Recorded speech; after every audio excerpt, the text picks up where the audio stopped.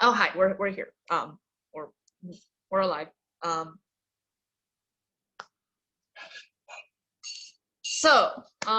As it seems that it's 2:01, so welcome to our last session of Flashmath. It's good to see you guys here. So just before anything, thank you guys so much for these past several weeks. It's been a really fun time teaching you guys. And yeah, hope you've learned something new from like all of this. And yeah, so thank you. Now let's go ahead and start the lesson. Today we're going to be talking about complex numbers, which is another topic that's pretty exclusive to AMC12 and the AME. But I still find it to be pretty, but it's pretty, like, you'll find like at least 1 or 2 questions on, say, the 12 that'll be on complex numbers. So it's definitely like pretty applicable. So let's get started. So the homework from last time, like, I definitely tried to tone down the difficulty a fair bit because like I realized that I went a little bit overboard. But here, a lot of them were like deriving formulas and stuff. And I did have like a hint sheet attached to it too. I know that I sent out the homework kind of late though, so that's my bad. I'll just leave this up for a bit.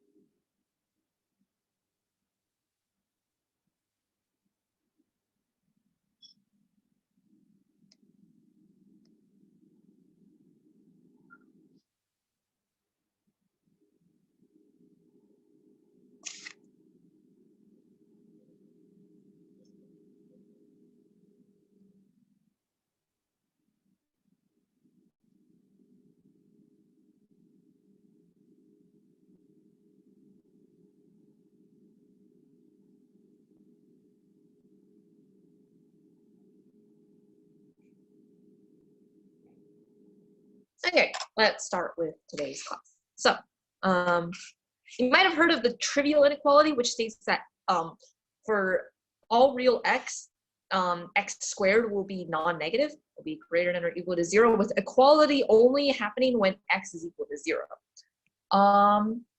Real x. What if we had something that wasn't real, maybe imaginary? Well, you're in luck because today we'll be talking about imaginary numbers. No, they're not just all in your head. They're real numbers, and we denote it with the letter I. I'll change colors. I'm feeling colorful. The imaginary number I satisfies this. I squared is equal to -1. So like any number, you can add it to things. So if we have like I plus I, you get 2I. I plus 3i, you get 4i. Pretty straightforward. You can subtract things. You have 2i minus I, you get just 1i. So this is like, it works like a pretty normal number for the most part. You can multiply things like 2 times 3i, you get 6i total. You have like 6i divided by 2, you get 3i. And if you have like 6i divided by 2i, you just get 3. So there's that. And if you have like 2i times 3i, you have 2 times 3 first, and then you have I times I, which we know is -1. So that'll just be -6. So all that good stuff. Normal operations, not too crazy. When you add a real number and an imaginary number, you get an expression known as a complex number. Usually you'll see complex numbers in the form of a plus bi. There is another way to write complex numbers, but it is like, it's a bit out of the scope of today's class. But you're welcome to like look up, like, I'm not sure exactly what the term is for it though, but I think it's exponential form. But you get an expression that looks like this, a plus bi. That's you can have like 2 plus 5i. You can have a fraction like 2 over 3 plus 3/4 i. You can have radicals, square root of 2 plus I times square root of 2. There's a lot of, just the only caveat is that a and b are both real. So these are what you'd know as a complex number. And every complex number has a real part and an imaginary part. So let's say that we have our complex number question is z is equal to, how about -3 plus 4i. When we want to find the real part of z, we denote it as re of z is going to be the real part, which is just what a is. And the imaginary part is going to be im of z, which is just going to be 4. Notice that the imaginary part is itself a real number. Don't write it as 4i. That's not right. So that's the components. Complex numbers are pretty reminiscent of like your typical like polynomial. Like, you know what, like 2x plus 3 plus 4x plus 6, you get 6x plus 9. Wow, big shocker. You can do the same thing with complex numbers. You have 2i plus 3, and you have plus 4i plus 6. You get 6i plus 9. Wow. You can do the same thing with like with subtracting too, like 2i plus 3. 2i plus 3 minus 4i minus 6, you get -2i minus 3. Now let's try multiplying two complex numbers. So first of all, easy example, let's just multiply a complex number by a scalar, specifically just the number 2. We have 4i plus 8, just distributive property. But now let's try it out with multiplying just two complex numbers, 2 plus 3i, and let's have -1 minus 6i. So you can go ahead and FOIL it out. So we have 2 times -1 gets you -2. 2 times -6i gets you -12i. 3i times -1 is minus 3i. 3i times -6i, so you have 3 times -6, which is -18. And you have I times I, which is -1, so you actually have a plus 18. So your result is going to be 16 minus 15i.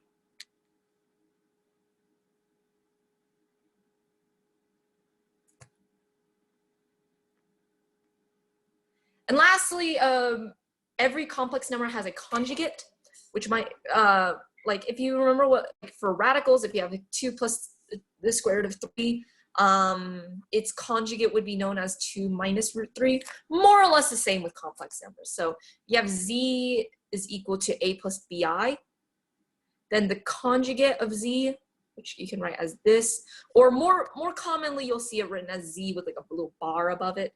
Z bar is going to be a minus bi. All you do is just you make that imaginary part negative. So like for example, if you have -3 plus 4i, then its conjugate would be -3 minus 4i. So why do we care so much about conjugates? It's really, it is helpful in that a complex number multiplied by its conjugate would get you a real number. So like -3 plus 4i. So let's take our example from before, -3 plus 4i. And we'll multiply it by its conjugate, -3 minus 4i. So we have -3 times -3 gets you 9. 4i minus 3 gets you -12i. -3 times -4i gets you plus 12i. And then 4i times -4i gets you plus 16. So in the end, you just get 25, which is really handy.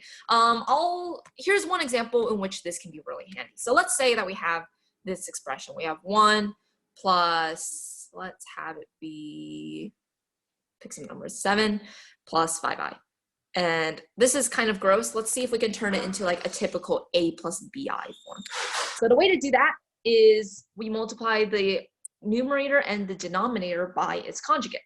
So let's give that a try. So its conjugate would be 7 minus 5i.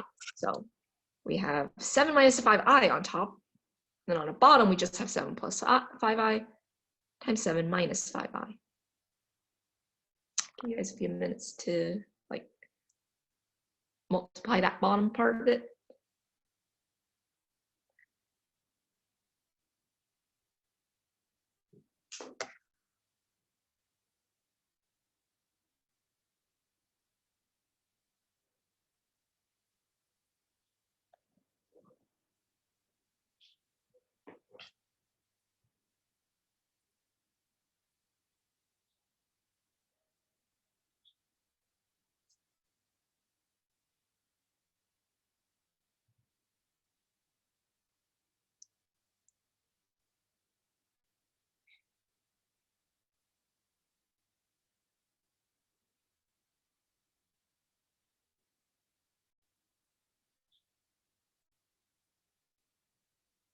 So if you did that bottom part right, if you did that multiplication right, you should have gotten that the denominator was 74. So, which we can write as 7 over 74 minus 5 over 74, which is a much nicer form than this discussing thing, and it's easier to like use like that form. Something really important to know. When you have a polynomial with real coefficients but with complex roots, its roots come in conjugate pairs. So before we get to our question, let's first talk about just polynomials. So let's, here is like your standard polynomial. We have x squared plus x plus 1. Now we want to use the quadratic. So to find the roots of this, let's use the quadratic formula. So we have negative b plus or minus the square root of b squared 1 minus 4 over 2. So yeah. So notice that this thing is actually the square root of negative 3. And we know that the square root of negative 1 is equal to I. So we end up getting negative 1 plus or minus the square root of 3, but with an I at the front over 2. So when you have a polynomial with real coefficients like this, but with a complex root, with complex roots like these, its roots will be conjugates of each other. So you'll have negative 1 over 2 plus the square root of 3 over 2i, but then you'll have its conjugate 2, negative 2 minus the square root of 2i over square root of 3 over 2i. Like there's no exception to this. If you see that something like 3 plus 2i is a root of a polynomial, then you will definitely see 3 minus 2i as well. I think there is a proof to this. I don't have it with me right now, and I think it might take a little too much time. So let's get started with our first question. This is from an old AMC12. Give it a try.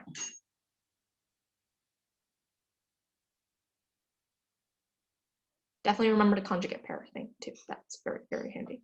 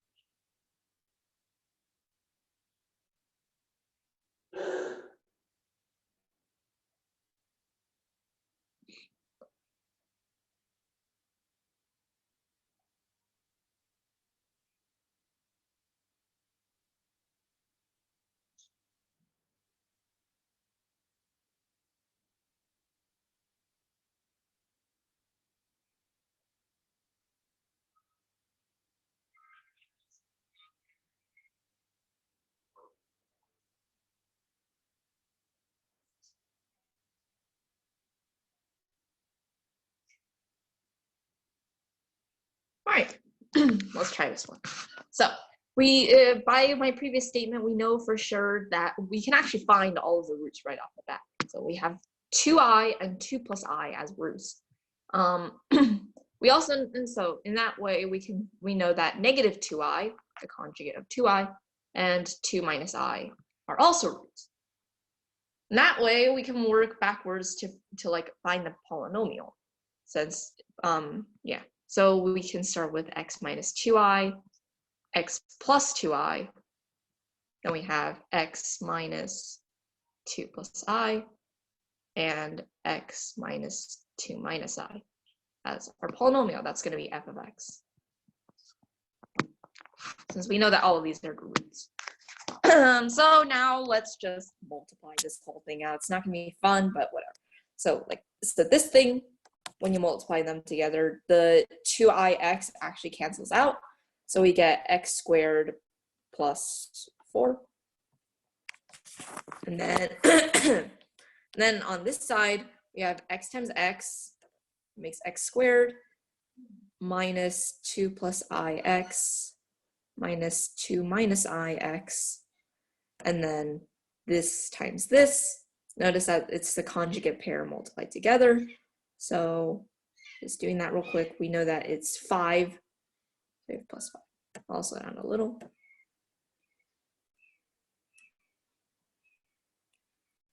Then you can also tell that this thing, the ix's cancel out, which is what it should be, because all of these are real coefficients. We definitely don't want I in the end of it. We end up with x squared plus 4. There's x squared minus 4x plus 5. Now let's multiply that. So our x to the 4th term is going to be x to the 4th. Our x cubed term is just going to be minus 4x cubed. X squared term is going to be 4x squared plus 5x squared. So we have plus 9x squared. To find the x term, we have 4 times negative 4, and that's it. That's minus 16x. And then lastly, to get our constant term, we just have 4 times 5. That's plus 20. So that is our polynomial that we wanted, and we want to find a plus b plus c plus d. That's negative 4 plus 9 minus 16 plus 20, which is just equal to 9. Nice. So I'll just leave that up for you want to write that down.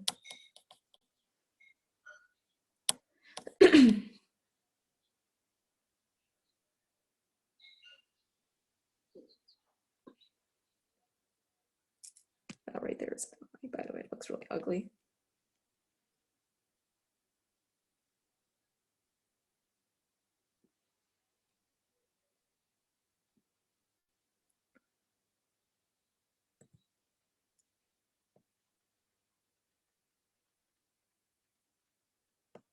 All right, onwards to the next one. This one's a lot of fun.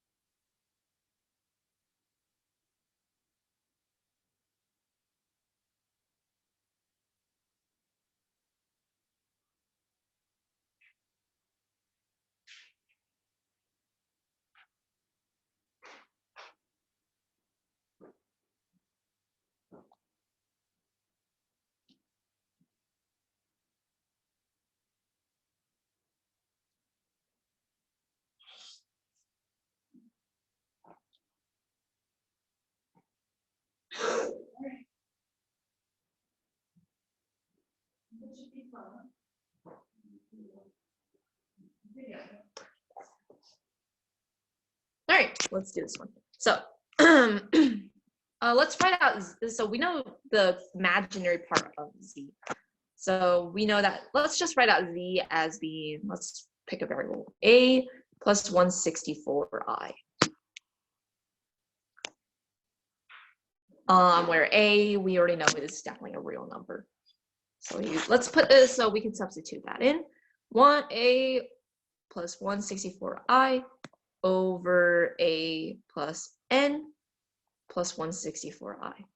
I wrote it like this because we know that n is a positive integer. So it's nice to like separate out the real parts and imaginary parts. And all of this is equal to 4i. We can multiply both sides by this denominator. So we have a plus 164i is equal to 4a, okay, we'll multiply the imaginary part first just to get the real part. So 164i times 4i gets you 656. Negative 656. 5 times I is negative 2. And then for the imaginary part, we have 4 times a plus n I. Now the thing with when you have two complex numbers and you know that they're equal is that the real parts are equal to the real parts, and the imaginary parts are equal to the imaginary parts. Definitely, there's no overlap between the two. So we know that a is equal to negative 656. And then the imaginary parts, 164 and 4a plus n, those are equal to.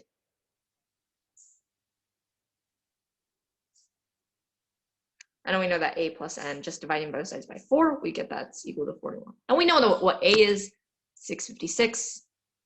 So then by that, n would be 697.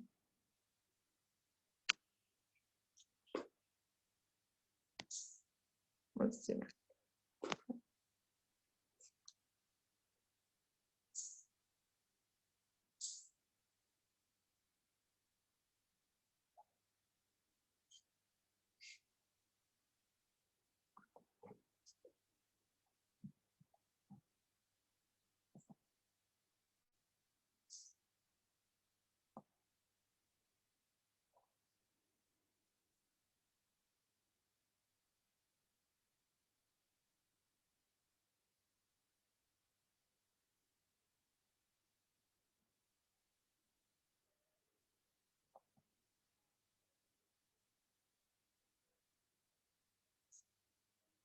Okay, next one.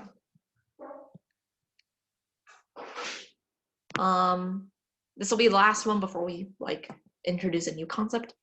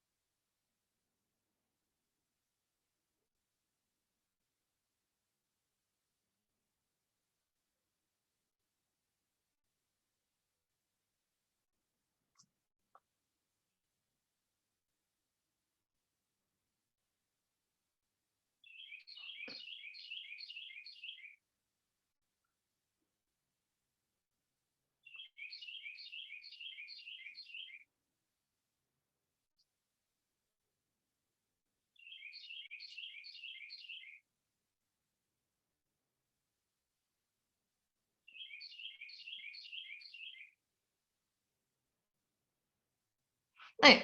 The fact that A, B, and C are positive integers is really, really handy for this question. Let's go ahead and try this one. Your knee-jerk reaction with this thing should definitely be to just expand this. There's not much else you can do with it. Maybe you can move over to 107i, but doesn't do much. So we have C is equal to A cubed plus 3a squared bi minus, we have a minus sign because we're going to have bi squared, but that I squared just turns into a -1.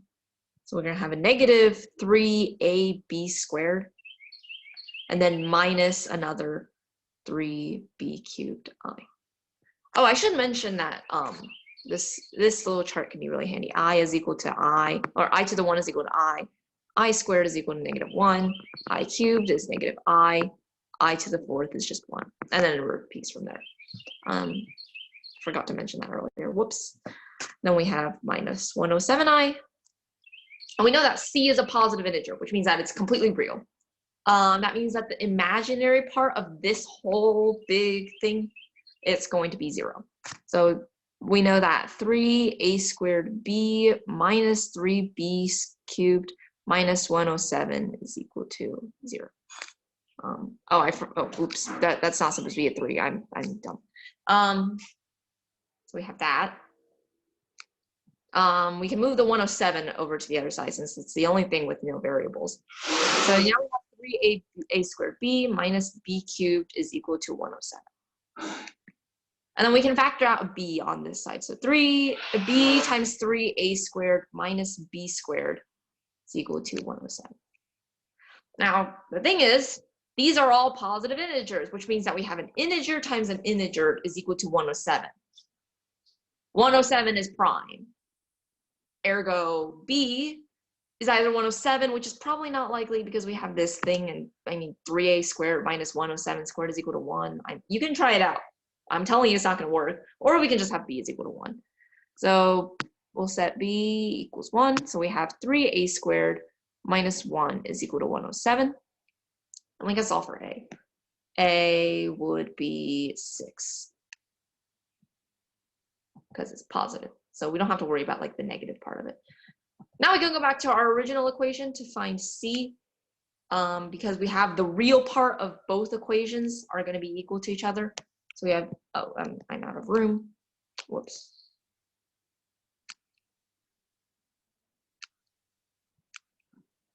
So we have a cubed minus 3ab squared is equal to C, and we can plug in our numbers that we have.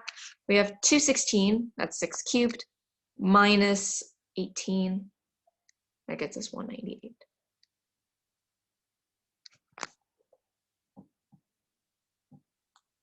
It's a really nice problem, I like it. I'll just leave that up for a bit.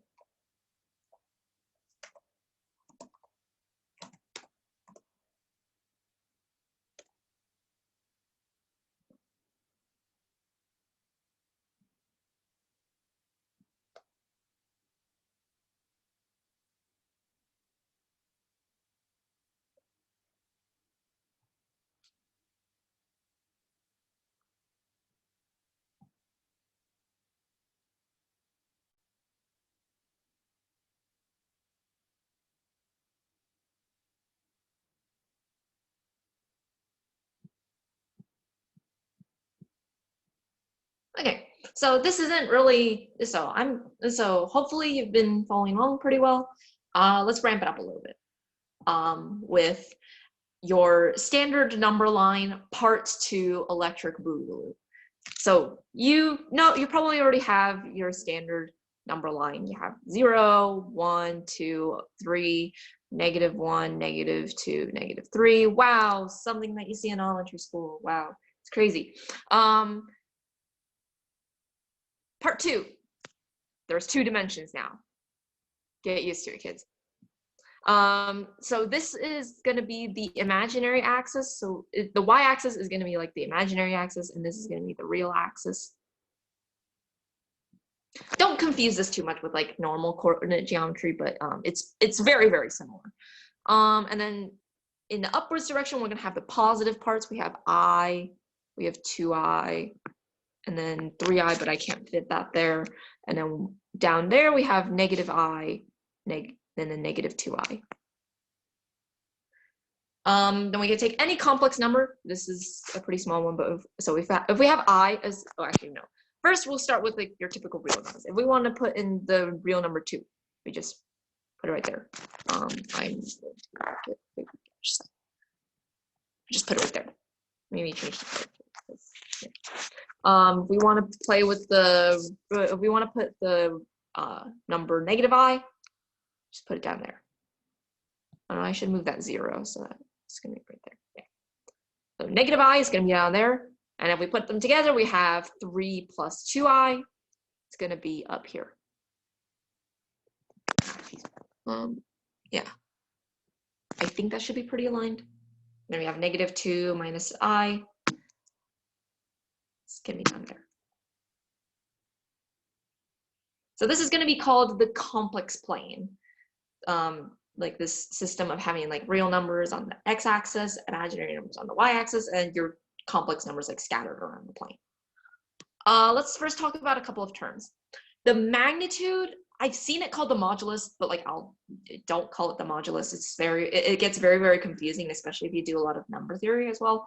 Of a complex number is its distance from the origin, or 0, which you can calculate with the Pythagorean theorem. So let's take our example of 3 plus 2i. And I'll just call it z, so that I can talk about, so that I have an excuse to talk about just terminology. So we have z is equal to 3 plus 2i. And then the magnitude is written as like the absolute value of z, which makes sense because the absolute value of a number is defined as its distance from 0. That doesn't make a difference if we're in the complex number, if we're in the complex one. So let's look at this. So let's trace it to 0. We can drop a perpendicular to the real axis. So we have 3 on one of the legs and 2 on the other leg. To find the length, we just add the squares, take the square root, which is going to be the square root of 13. So the absolute value or magnitude of z is going to be the square root of 13. This value is always going to be non-negative, same as typical like absolute value. Also, if you haven't noticed, z times z conjugate will give you the absolute value of z. This is pretty handy.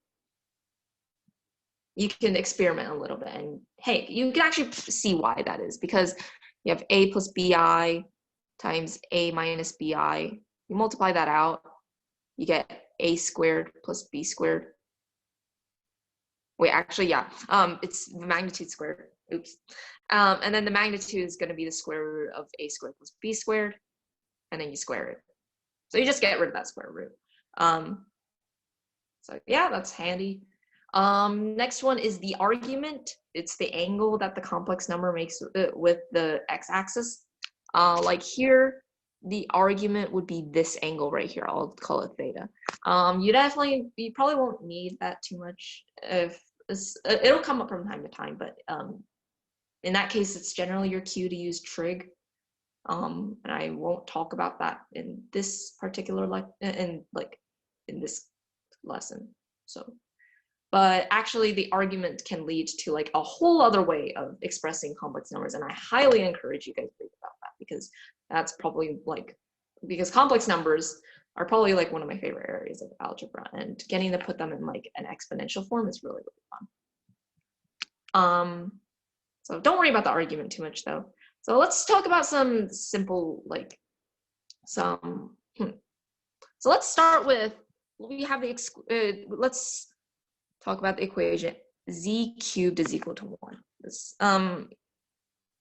you might have heard these as roots of unity, but I won't talk too much about what that term is. So you have z cubed is equal to 1, and we want to find what the solutions are. That spoilers are, there are 3, there's not just 1. And you can find them out by doing z cubed minus 1 is equal to 0, and then you can factor out the side with difference of cubes. You have z minus 1, and then z squared plus z plus 1 is equal to 0. So either you have z is equal to 1, which is one of the solutions, and we can plot it right there. So we have 1, 0. Or we have z squared plus z plus 1 is equal to 0. And we actually solved for this earlier. So if you'd use the quadratic formula, I'll just reiterate that that's -1 plus or minus the square root of I times the square root of 3 over 2. And if you plot these out, you have like -1/2, like what was over here, and then 1's over here. You actually get a very, very nice equilateral triangle. I really encourage you guys to like play around with like z to the 4th is equal to 1, z to 6 is equal to 1. If you want to do z to the 5th, that's okay too, but like it's a little trickier. You won't, I don't think you get like quite as nice numbers, but you get a lot of very, very satisfying shapes. And they're all in the complex plane. So I'll just write this one as -1, or -1/2 square root of 3 over 2.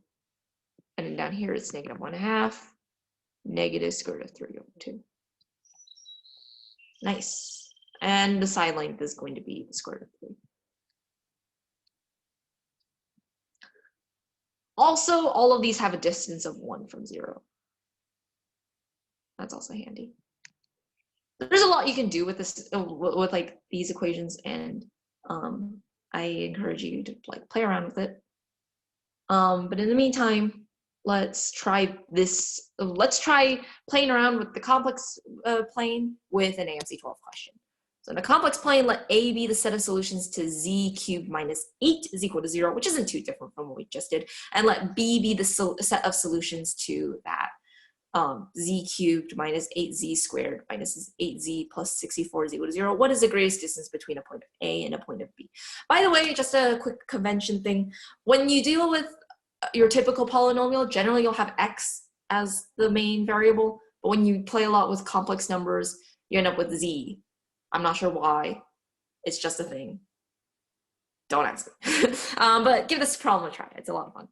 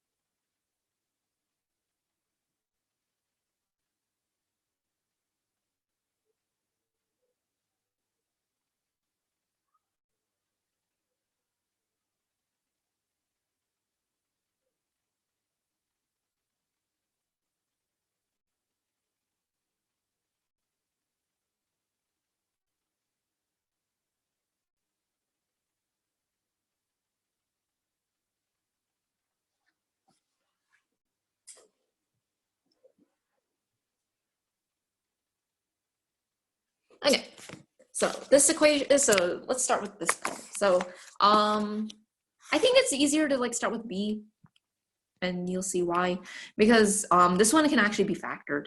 Like you factor it by grouping. You have z squared times z minus 8 times z minus 8 is equal to 0. So you have z squared minus 8 times z minus 8 is equal to 0. And this is like, then this you can like definitely solve. It's either going to be z is equal to 8, or z is going to be equal to positive or negative 2 root 2. These are all real. So that's all good. Now let's talk now about the solutions for A. Yeah, z cubed minus 8 is equal to 0. Like before, we can factor this with difference of cubes. So z minus 2, z squared plus 2z plus 4. I think that's it. Hopefully I'm not like making some really big mistake. Yeah, okay. Then z is equal to 2, that's one of the solutions. The other one, we'll use the quadratic formula on there. So negative b plus or minus the square root of 4 minus 16 over 2 is equal to negative 1 plus or minus the square root of 3, and then there's an I in front.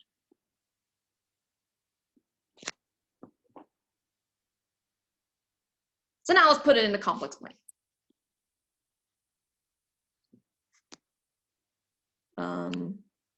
I know that's right, like on a page break, but what?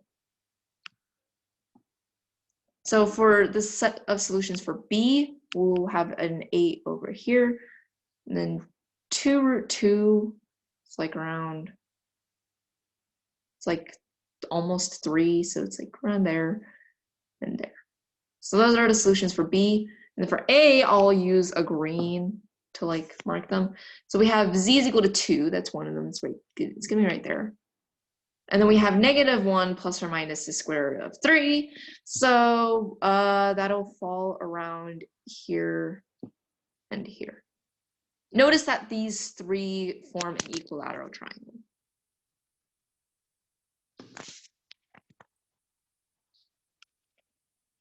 And then let's think about what would probably be the biggest distance. I think it would probably be this one. Or this one. They're the same length because these two are like identical. They're just reflected across the x-axis. So you can do either one. So this one is going to be negative 1 root 3, and then that one is going to be 8, 0. So we have the height is going to be root 3, and then we have this length is going to be 9. So we can just we could just Pythagorean theorem it. 9 squared plus 3 is equal to 84. So the distance is going to be the square root of 84, and we can write that as 2 root 21.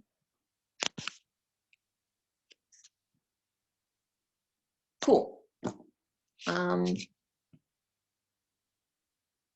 We're running a bit low on time, so let's just make it through these next ones.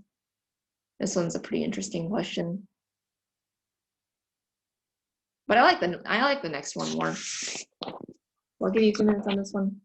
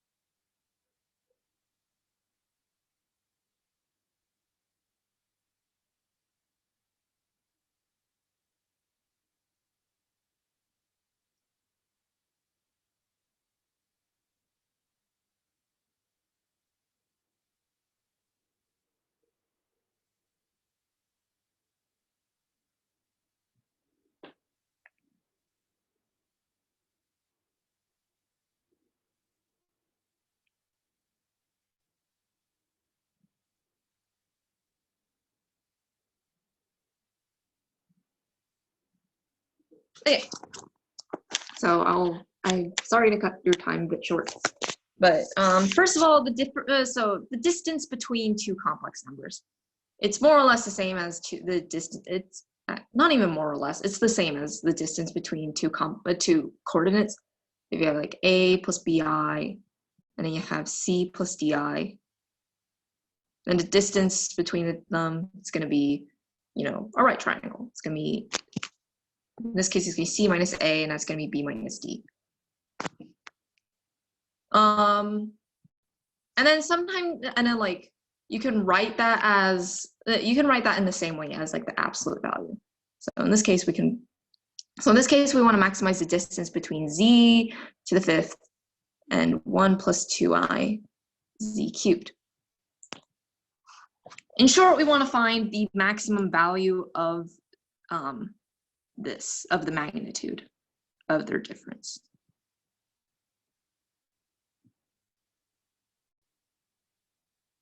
So first thing we can do is we can definitely factor out what z cubed is. Z cubed. So we get z squared 1 plus 2i. And then this thing is just going to be constant because it's just going to be 125. But now we want to maximize what this thing is. And the way we maximize that distance is we're just going to have it be in the opposite direction of it. So first, let's put 1 plus 2i. It's going to be here in a complex. I'll draw like a mini complex plane.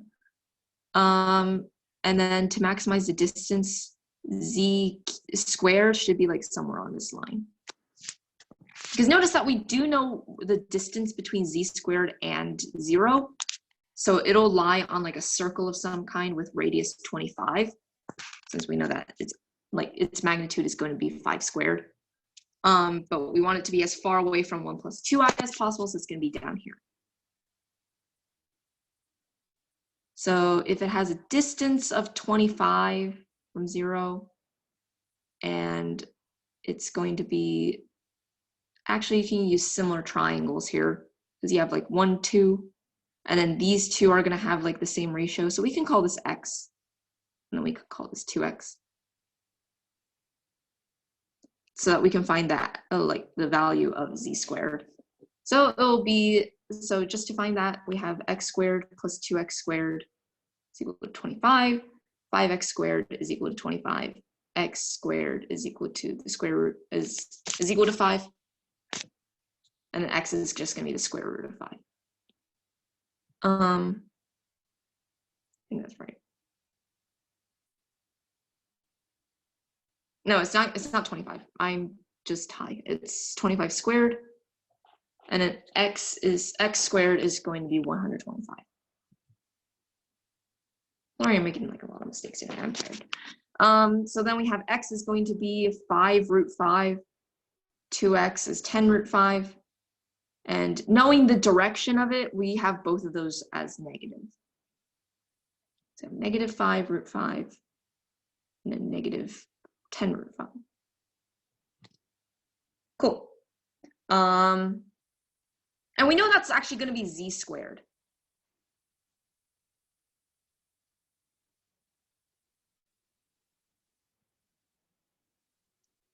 So we have that.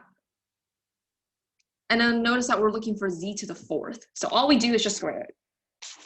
So we have negative 5 root 5 minus 10i root 5 squared. And then I'll save you the arithmetic. It's going to be negative 375 plus 500i. And then when you add up c and d, you get 125.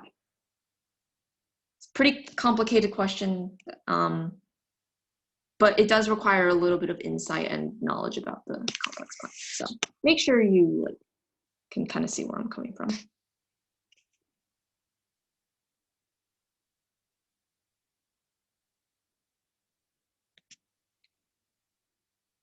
Okay, one more question. We've only got like 2 minutes. So I'll give you like a minute or something to read it, a minute or so to just read this, and then I'll just like kind of power through.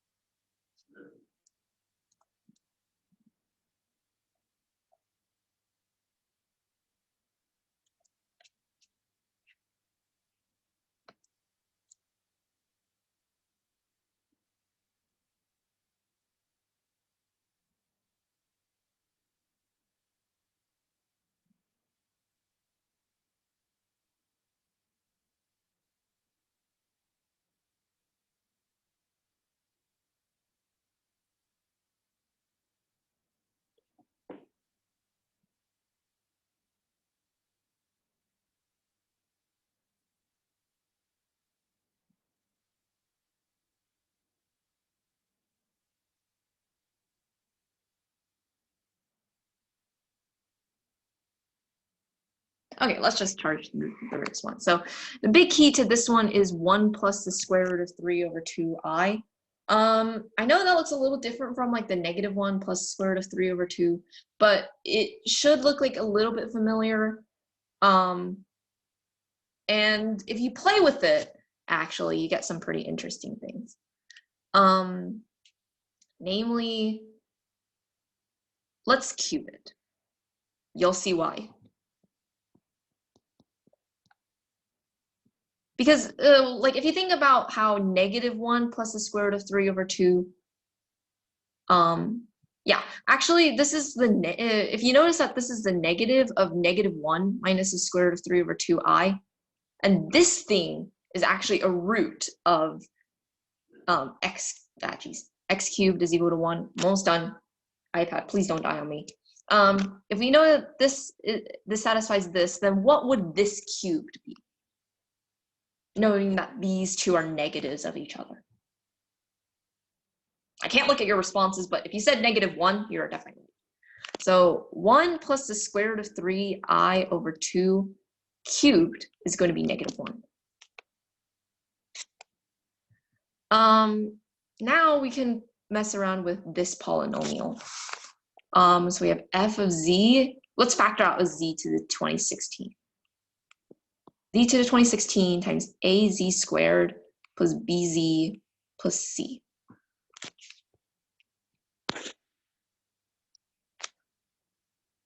And we know what z to the 2016 is. Why? Because we already have, well, not z to the 2016, but when we put in one of this thing, we know what this z to the 2016 is. Why? Because we know what its cube is. And then if you just multiply it by itself many times, 2016 over 3 is 672. So if you multiply it by itself 672 times, you're going to get -1 to the power of 672, which is going to be 1. So in this case, f of 1 plus 3i over 2 is going to be that thing plus b times that thing plus c. And we know what that's equal to. So now we can do the thing where we compare the real parts and the imaginary parts. We have 2015 plus 2019 square root of 3i. And then we can expand all of these out. I'll just kind of expedite the arithmetic for you. It'll be -1a plus square root of 3 over 2. Actually, yeah. I hope I'm not making a mistake. Plus 1/2 b plus the square root of 3 over 2 bi, and then plus a c. So first, let's compare the imaginary parts, because we only have 2 of those. So we have square root of 3 over 2 times a plus b is equal to 2019 root 3. So we have a plus b is equal to 4,038. It looks like we can't do anything from here on, but actually, if you look at the original problem statement, the real coefficients, that is to say a, b, and c, don't exceed 2019. So in that case, we know exactly what a and b are. Because see, if you put them as 2019 and 2019, that works. But if you put one as like slightly lower, like 2018, then the other thing's gonna have to go up to compensate. So it'll be 2020. So they both must be 2019. So right off the bat, we can just knock 2 of the variables out. And now we just have c. So we have 2015, it's going to be -1/2 a minus b plus c. This thing is 0. We have c is equal to 2015. And now we have all the variables. So our original equation is going to be f of 1, a times 1 plus b times 1 plus c, which is just going to be 2019 plus 2019 plus 2015, which is going to be 6053. And then when you find the remainder when it's divided by 1,000, you just take the last 3 digits, 053. So I know I was a little over time, but hope you're still able to like kind of follow along. But yeah, thank you guys for listening. I'll hand it off to Andy.